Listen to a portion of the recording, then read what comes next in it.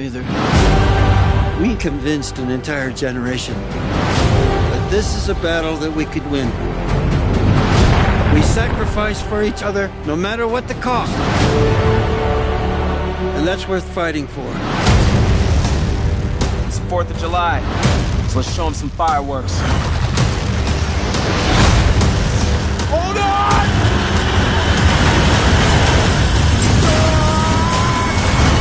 They like to get the landmarks.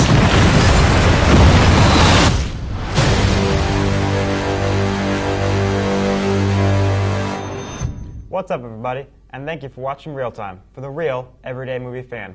I'm Ryan Murphy. And I'm Josh Williams. And today we're giving you a real-time review of Independence Day Resurgence. Independence Day Resurgence is directed by Roland Emmerich and stars Liam Hemsworth, Jeff Goldblum, Bill Pullman, Maika Monroe, Travis Tope, William Fichtner, Charlotte Gainsbourg, Judd Hirsch, Vivica A. Fox, Jesse Usher, Brent Spiner, and Sela Ward. So let's just go ahead and get started. First of all, can you just give us right off the bat, what is your score for this film? All right. Now, my initial score, we're just going to change up our formula a little bit. We're going to start off, I'm going to tell you my score right off the bat, and that'll give me reasons why I have the score I do. Now, I just said it, it's a big cast, and Journey will be like, oh, it's a big cast, it should be awesome. This movie's not awesome. This movie is bad. It's barely hitting the okay meter. I'm giving this movie a score of 4.5 out of 10. The first thing that I had the biggest problem was the dialogue. Now, they're trying to make it seem like into a 90s action movie. Like, if you remember back in the first Independence Day, there were some quirky one-liners, there's some kind of cheesy dialogue to it. This movie tried that, but they went over the line of too cheesy, too corny. The one-liners were just god-awful. And then there were certain points in time where they were trying to have a serious tone to the movie, and you're trying to make you feel for things, but then they would add in these cheesy one-liners that were really out of left field and had nothing really to do with what's going on in the scene, and it bothered the shit out of me. It really did. I couldn't explain to you how frustrating it was for me to see some of these lines. And the biggest worst one-liner is at the very end. If you guys have seen this movie, you know what I'm talking about. The last line of that movie of the whole movie. Like the last line of this movie is the worst line of the whole movie. And after the movie's over, I'm like, that's it? Like, what the? That's the end? I was really angry. And now going into that dialogue also incorporates the acting. The deliverance of some of these lines, whether they were good or bad, was really bad. There's only like maybe one person, and this is including Bill Pullman and Jeff Goldblum. Some of their lines were not delivered right, especially when it goes to actually the Roland Emmerich directing them as far as delivering their lines. There was only one other person that I actually thought did a good job overall, and that was Maika Monroe. Yeah, that's how you say her name. She was in, if nobody knows, she was in a very small horror movie called It Follows back last year. Great horror movie. She did a great job, I fully believe, and she also did pretty good in this movie. Now, I couldn't even tell whether it was them acting or then it was just Emmerich going, taking two takes and be like, oh, that's good enough, we'll just move on. Him, I can tell by his directing style, he is not good at personal scenes between characters. He's just not good at it. You have no, feeling towards these characters, and that goes into my second problem. There was absolutely no character development in this movie. None. Even with some of the characters that were in the previous film, you just didn't care. There was no furthering of their character at all in this entire movie. Like in the first movie, it jumps right into it. The invasion is happening, but you still have the development of the characters as going absolutely. On. David Levinson, his wife was separated, and all that sort of stuff. And there's, Steve Hiller, who wants to be married to a stripper, blah blah blah, all that kind of stuff. This has nothing. And even when they're trying to introduce new characters, they're just like, they'll give you like a couple explanations. Oh, he does this, or this happened to them, and that's all you get. That's enough character. That's all the character development you get, and they just go on to their cheesy one-liners. That's really all there was.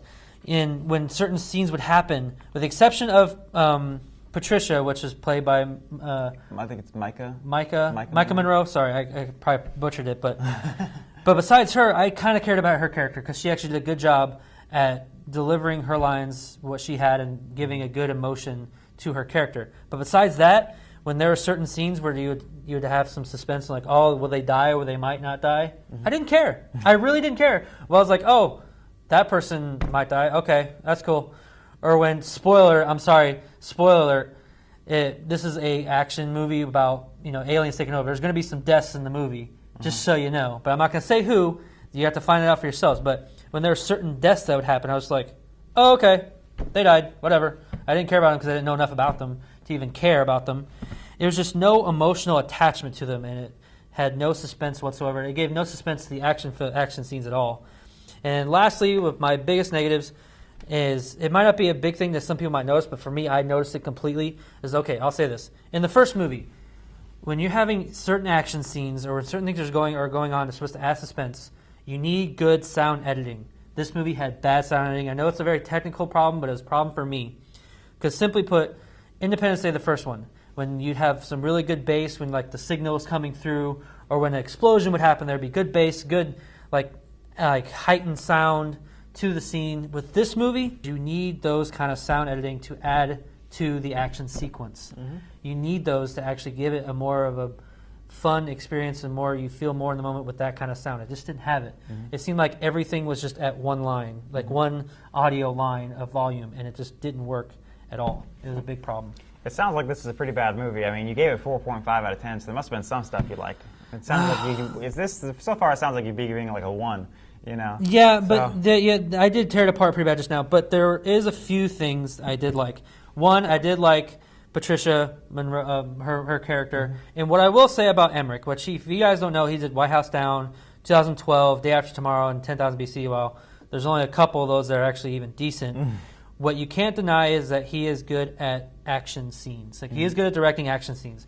Some of the dogfights in the air were really well shot, and they did turns and flips and how the angles were going. It was really well done. It kept you in the moment. But again, the sound editing took me out of it some of the times. But how it was shot as far as action sequences were really well done. The CG in this movie, I will give it that. Very, very good. The aliens looked amazing. All the action sequences looked almost real. And when the big ship's coming in, there's a big ship coming in this movie, it looked really great.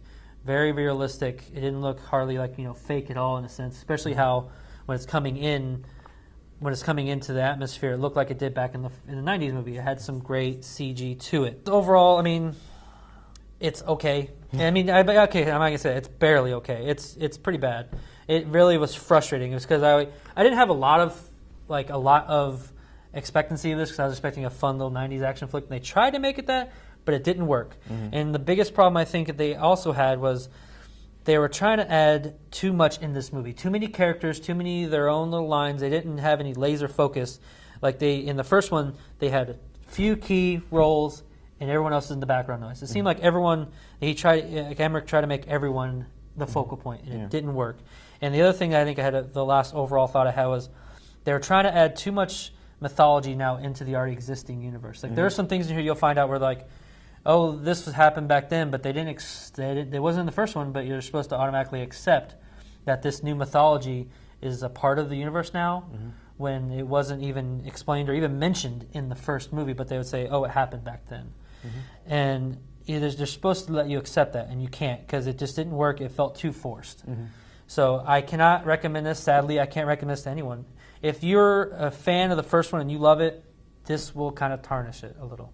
Especially because they tried to expand the universe and it didn't work. It became really convoluted and kind of dumb in a sense. And I honestly can't recommend it. I would honestly wait for you guys to go out and buy it on DVD. But if you want to see it, I can't stop you. You'll just have to see it for yourself. All right, folks, that'll do us for today. So let us know. Well, the movie's not out yet. It comes out to advanced screens tonight. So when you see it, let us know what you thought of Independence Day Resurgence. Leave your comments in the section below. And please subscribe to our channel so you can receive more of our content in the future. Until next time, I'm Ryan Murphy. And I'm Josh Williams. And thank you for keeping it real. With ReelTime.